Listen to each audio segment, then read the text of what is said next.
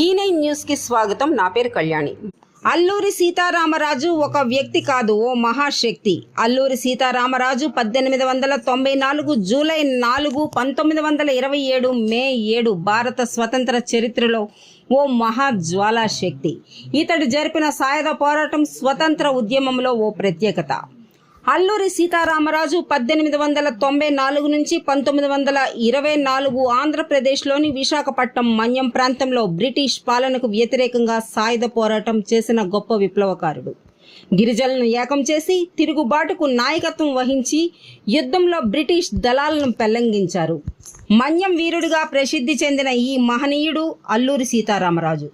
అల్లూరి సీతారామరాజు గారి 102వ వర్ధంతి. ఈ కార్యక్రమానికి ముఖ్య అతిథిగా విచ్చేసి చక్కని ప్రసంగాన్ని చెప్పిన జనసేన పార్టీ మండల యువ నాయకురాలు బంతికోళ్ల పద్మ. అనకాపల్లి జిల్లా సబ్బవరంలో మండల పరిషత్ ఆవరణలో గల గాంధీ విగ్రహం ఎదుట గురువారం సిపిఐ సిపిఎం నాయకులు అల్లూరి సీతారామరాజు చిత్రపటానికి పూలమాల వేసి నివాళులర్పించారు.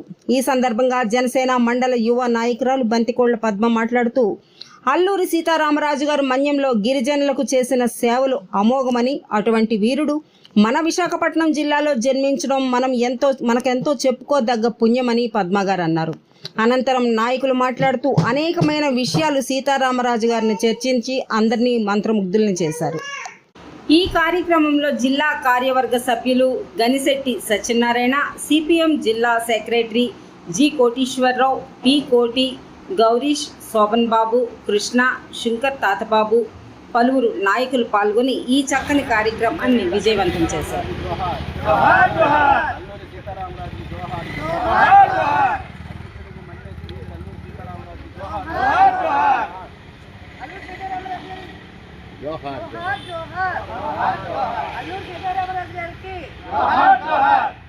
సత్యనారాయణ, సిపిఎం జిల్లా కార్యదర్శి వర్గ సభ్యులు, ఏదైతే సామ్రాజ్యవాద శక్తులకు వ్యతిరేకంగా పోరాడారో అల్లూరి స్ఫూర్తితో యువత పోరాడాలని, అల్లూరిని స్ఫూర్తిగా తీసుకోవాలని ప్రజానికానికి విజ్ఞప్తి చేస్తూ ఈరోజు అల్లూరి వర్ధంతి అనేటువంటి నిర్వహిస్తూ ఉన్నాం. 102వ వర్ధంతి సందర్భంగా ఈరోజు ఏదైతే మతోన్మాద విధానాలు, సామ్రాజ్యవాద విధానాలను అనుసరిస్తున్నటువంటి అమెరికా లాంటి చర్యలకు వ్యతిరేకంగాను, యుద్ధాలని సృష్టించి ప్రజల మధ్య శాంతి లేకుండా చేస్తున్నటువంటి అమెరికా లాంటి వాటికి రాష్ట్రంలో ఉన్నటువంటి, కేంద్రంలో ఉన్నటువంటి కూటమి ప్రభుత్వాలు మద్దతు పలికే విధానాలను మానుకోవాలని, ప్రజలకి యుద్ధం వద్దు శాంతి అనేటువంటి ముద్దు అనేటువంటి దాంతో ఈరోజు మేము ఈ కార్యక్రమాన్ని చేపట్టాం.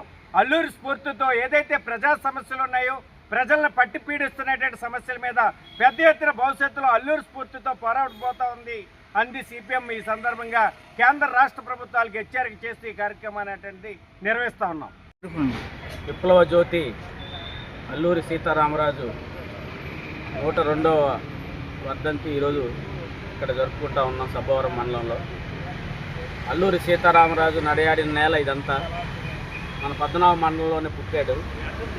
బ్రిటిష్ సామ్రాజ్యవాదం భారతదేశాన్ని బానిసలుగా మార్చి ఇక్కడ సంపదను కొల్లగొట్టుకెళ్తూ ఉంటే దానికి వ్యతిరేకంగా పోరాడి గిరిజనులందరినీ చైతన్యం చేసి విప్లవ బాట పట్టినటువంటి అల్లూరి సీతారామరాజును స్మరించుకోవడం అనేటువంటిది మనందరి బాధ్యత.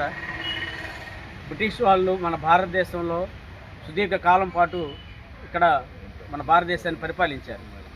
వలస దేశంగా మన దేశాన్ని పెట్టుకున్నారు.